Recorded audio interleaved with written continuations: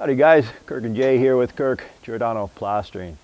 Today, what I want to show you guys is some windows and stud walls. We got a lot of stuff going on here.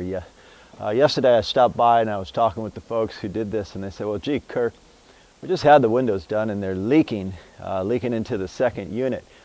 And I was telling them, well, you get these types of windows right here and they're plant on, meaning they took the old windows out, and instead of breaking the stucco out, they just plant them on, just put them on there, and they are prone to leaking. I have done many repairs, and it's always, well, a lot of times it's these windows here that leak. Now if you kind of look up, see, can you zoom in up there? Now those windows, when you do it like that, which means you break all the stucco out 3 to 6 inches around, sometimes even more than that, and you attach the windows to the frame, and then you put your membranes around it. Those are the best way to do it. Now the fellas who did that work there, they said, well gee, it's studs. Where do we stop? And I said, well, you stop where you have good paper. You might chase this wall all the way down, all the way to the top. Unless you get good paper, you can't really stop. They said, well, what if we don't get any good paper? I said, well, then you'll have to resort to tying it in as best you can and using some kind of a waterproof paint. And it's funny, I was just at a seminar yesterday where Jerry Pozo was a speaker at Scotty's in Oakland. It was a restaurant where all the bigwigs, all the litigators and everybody met. And it's one of the fellas sitting next to me just happened to be a representative for Kellymore Paints, and we were talking about it, and I said, you know, I'm doing a job tomorrow where they have a tie-in. And I said, well, how thick is your paint? And he says, 10 mil if you put it on your first coat, and then your second coat should be a 10. And I thought, that's pretty damn thick. And I said, 7 years, right? And he goes, no, now we're up to 10.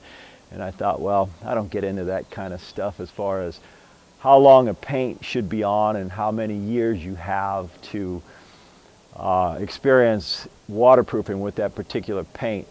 But I said, I'll tell you what, man, I'm going to do the job tomorrow. And the guy's name was Michael Lopez, nice fella. And I said, if they have any questions, they can call you on regards to painting. Let me give you Michael Lopez's number, because I just met that fella last night, seminar again for stucco stuff. His telephone number is 525-3162. 510 area code.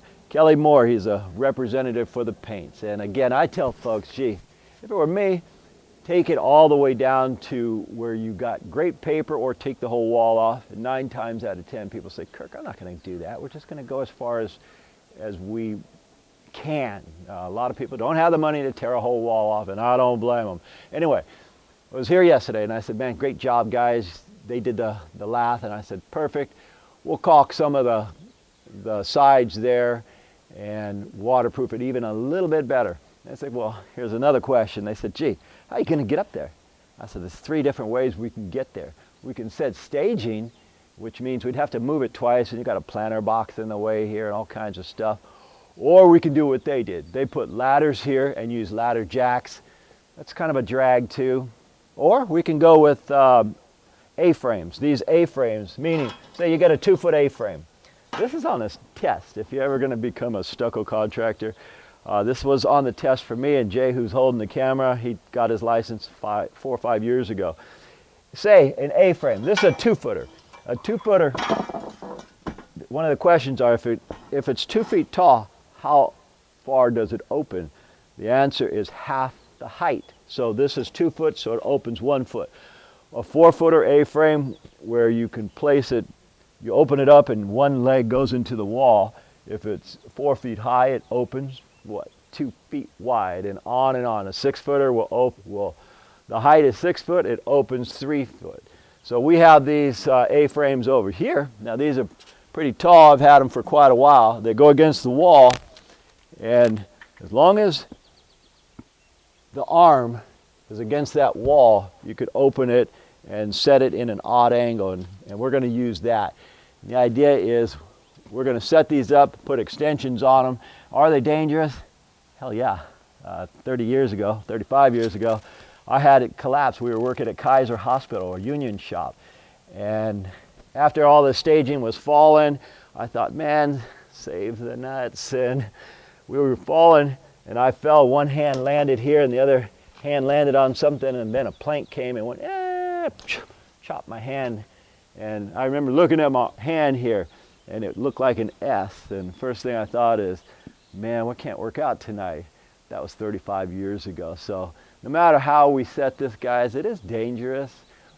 Jay's gonna set this, and when he's done setting it, we'll show you how we're gonna put all this back together. All right, guys, now that we are set up with the A-frames, Jay told me, Dad, that's wrong. It doesn't open exactly half the distance of the height. He says it opens about 3/4 of the height. And we measured it, and so he's right. It was 30 years ago when I took my test. He just took his about 4 or 5 years ago. My bad. But what is important is these A-frames are pretty stable. I'm secure going over here. Of course, I'm putting 3 plank here. All I need is 2, but I've had this collapse on me 30 years ago. Like I said earlier, we were clowning around up there, though. We're not going to be clowning around this time. It takes too long for me to heal these days. Okay, guys, on a stud wall, I'll tell you what's real important.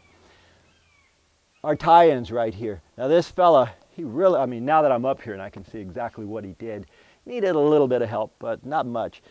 He tied in this Vicor better than I can believe. It looks like he got it way in there. That's a tough thing to do. It looks like it's way back here on a stud and way back here. Here's another thing that I recommend on a stud house. Caulk the crap out of your joints here, because although this will hurt my key, and what's a key? Well, the stucco keys in here and it won't crack. I may get a hairline crack here, but it's better to get a hairline crack than to actually have a leak, and stud walls are almost impossible. In fact, I told the folks here I can do as well, if not better than anybody, but I can't guarantee this kind of stuff. You tear the whole wall off, we can guarantee it. Lastly, too, I was telling Jay about that seminar I went to, and he said, well, why don't you tell the folks about that? We went to a seminar last night, my wife and I. It was at Jack London Square, Scotty's. And that seminar, you pay to go to the seminar, and you can have dinner, wine, dessert, and all the rest of that stuff. But there's a lot of informative stuff. I do instructional videos. However, over there, they give a lot of instructions too, with videos as well as the tech reps. You got a lot of the technical reps for a lot of companies like BMI. You got Jerry Pozo there. You've got the Lath and Plaster Institute president. Frank Nunes was there, and he's the big cheese, or the head honcho. In fact, his title was the executive director for the Lath and Plaster Institute. However, they're open to the public. Any of you guys want to go to any of these seminars to learn a lot of stuff that I actually show you here too. It's called WACA, and that's short for Walls and Ceilings Alliance. They've merged with a lot of companies like the Lath and Plaster Institute. Oh, out of caulking. Anyway, it's a great place to go. In the description, I'll show you how to do all this stuff in my description. If you really want to get involved and go into those, just read the description. I'll have the phone numbers to those to contact, so you can go to those seminars yourself. All right, guys, I'm just finishing up the caulking here, and I'm using a polyurethane caulking. There's a lot of polyurethane caulkings on the market. I just happen to like this one. Anyhow, I'm going to go ahead and end this because all we're doing is laughing this right now today. My name is Kirk. I'm with Kirk, Giordano Plastering. We thank you for watching. As usual, we'll see you guys on the next one.